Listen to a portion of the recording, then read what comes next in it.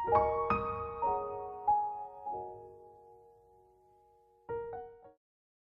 Everyone, welcome to my YouTube channel the soulful diary. आज के video में हम बात करेंगे टेड ह्यूग्स और उनकी पोम हॉक रूस्टिंग के बारे में। पोम को इन डेप्थ डिस्कस करने से पहले पोएट के बारे में डिस्कस कर लेते हैं। Ted Hughes, Edward James Ted Hughes was born in Middlemore in the West Riding district of Yorkshire on August 17, 1930. His childhood was quiet and dominantly rural. When he was 7 years old, his family moved to the small town of Magdeburg in South Yorkshire, and the landscape of the moors of that area informed his poetry throughout his life. After high school, Hughes entered the Royal Air Force and served for 2 years as a ground wireless mechanic. He then moved to Cambridge to attend Pembroke College on an academic scholarship. While in college, he published a few poems, majored in anthropology and archaeology, and studied mythologies extensively. Hughes graduated from Cambridge in 1954. A few years later, in 1956, he founded the literary magazine St. Botolph's Review with a handful of other editors. At the launch party for the magazine, he met Sylvia Plath. A few months later, on June 16, 1956, they were married. Plath encouraged Hughes to submit his first manuscript, The Hawk in the Rain, to the Poetry Center's first publication book contest. The judges, Marianne Moore, W. H. Auden, and Stephen Spender, awarded the manuscript first prize, and it was published in England and America in 1957 to much critical praise. Hughes lived in Maastricht with Plath and taught at University of Maastricht, Amherst.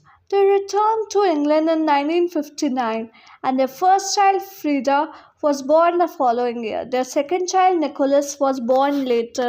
In 1962, Hughes left Plath for Asia Gutman Wivel. Less than a year later, Plath died by suicide. Hughes did not write again for years as he focused all of his energy on editing and promoting Plath's poems. He was also roundly lambasted by the public, who saw him as responsible for his wife's suicide. A controversy surrounded his editorial choices regarding Plath's poems and journals. In 1965, Wivel gave birth to their only child, Shura. 4 years later, like Plath, she also committed suicide, killing Shura as well.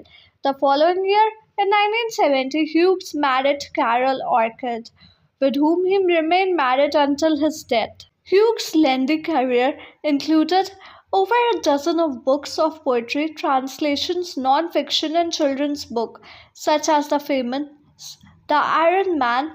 His books of poems include Wolf Watching, Flowers and Insects, Selected Poems, Moortown, Cave Birds, Crow, and Lupercal. His final collection, The Birthday Letters, published the year of his death, documented his relationship with Plath. Hughes' work is marked by a mythical framework, using the lyric and dramatic monologue to illustrate intense subject matter.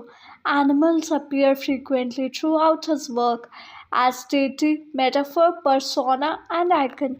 Perhaps the most famous of his subjects is Crow, an amalgam of god, bird, and man, whose existence seems pivotal to the knowledge of good and evil.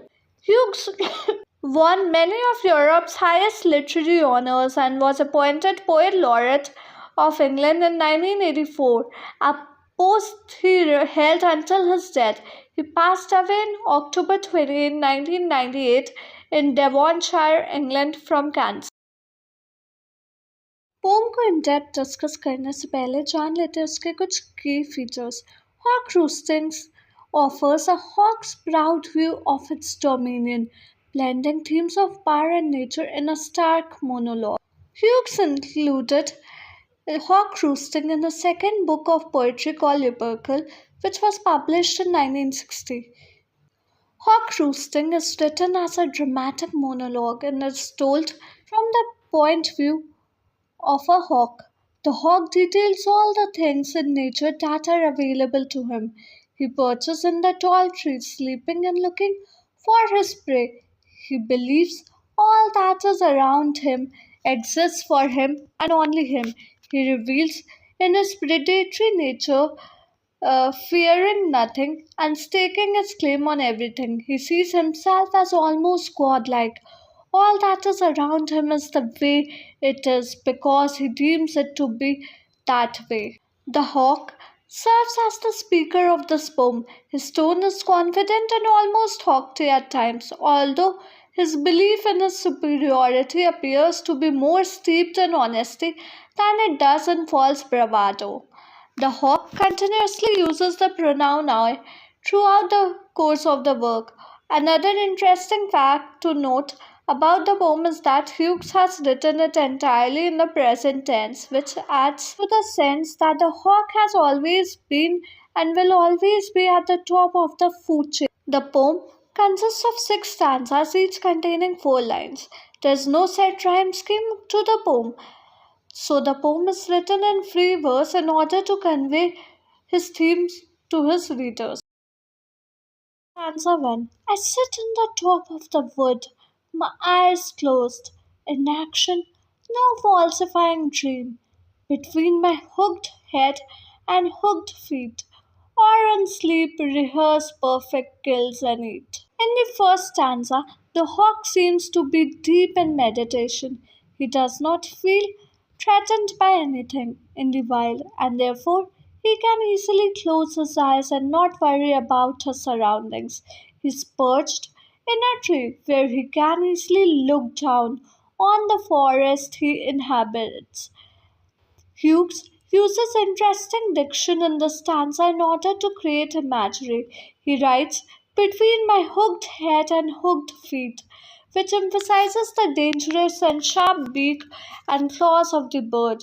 In line 4, the hawk tells the reader that he is able to perform the perfect kill even in his sleep. Stanza 2. The convenience of the high trees, the air's buoyancy, and the sun's ray are of advantage to me, and the earth's face upward for my inspection. In the second stanza, the hawk conveys to his reader how easy and convenient his life is. Everything in nature, it seems, has been made for the sake of his pleasure and ease. In line 5, the hawk seems to be marveling at how much nature has given him.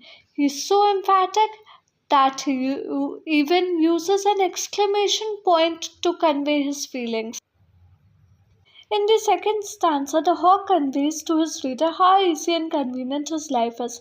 Everything in nature, it seems, has been made for the sake of his pleasure and ease. In line 5, the hawk seems to be marveling at how much nature has given him. He is so emphatic that he even uses an exclamation point to convey his feelings. The trees are high for him. The air is buoyant, making it easy for him to glide. The sun's ray gives him warmth. He claims that all of these aspects of nature make his life more convenient. Hughes also creates a parallel between up and down. All is below the hawk, the earth sits below him, so that he can inspect it from his perch. The dichotomy reflects the superiority of the hawk. Stanza 4. My feet are locked upon the rough bark. It took the whole of creation to produce my foot. My each feather, now I hold creation in my foot. This stanza, the hawk is announcing his perfection to his reader. Again, he draws attention to his sharp claws locked into the tree limb as he perches. He explains that it took creation, probably capitalized here in order to represent God. Everything he possessed in order to produce just one of the hawk's feet, and each and every feather on his body. This stanza gives an image of a higher power hard at work slaving over how to create such a great and powerful being. Now the hawk proclaims he himself is God. more powerful than any being on both earth and in heaven. Stanza 4. I fly up and revolve it all slowly. I kill where I please because it is all mine.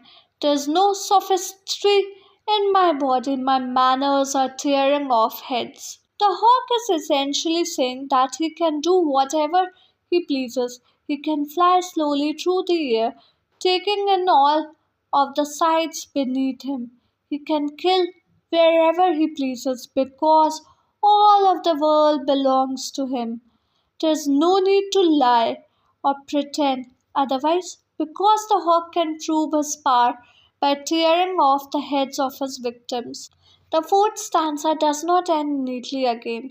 Hughes carries the thoughts of the hawk into the fifth stanza. Stanza 5. The allotment of death, for the one part of my flight is direct.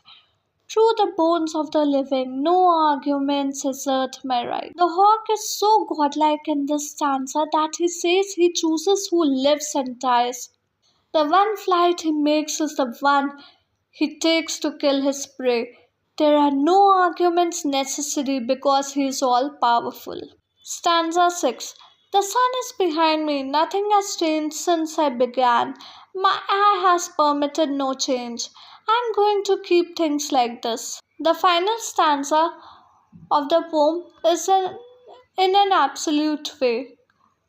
The hawk claims that the world has not changed since he was created. Since then, it has been perfect and permanent. He says it has not changed because he has not allowed it to do so. Poetic devices personification. The hawk is given human speech and thought, allowing the reader to see the hawk's predatory mindset. Imagery, violent imagery like tearing off heads and through the bones of the living conveys the hawk's brutal nature. Repetition. The repetition of I and my reinforces the hawk's dominance.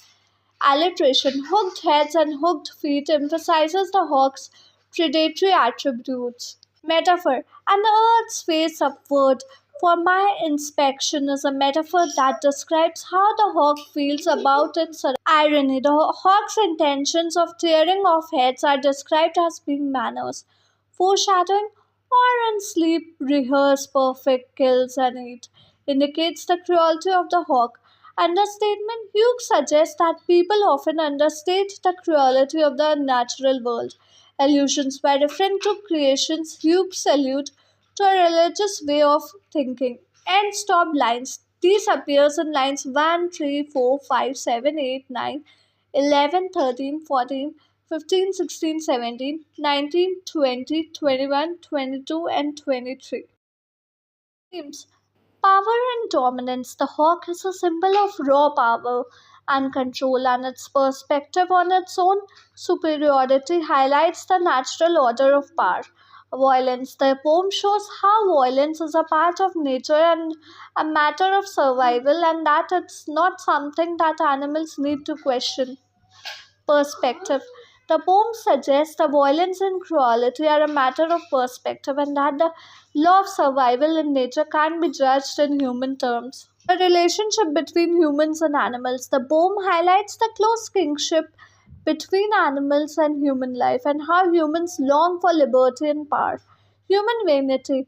The poem targets human vanity, showing how humans think they are the height of evolution and nothing has changed.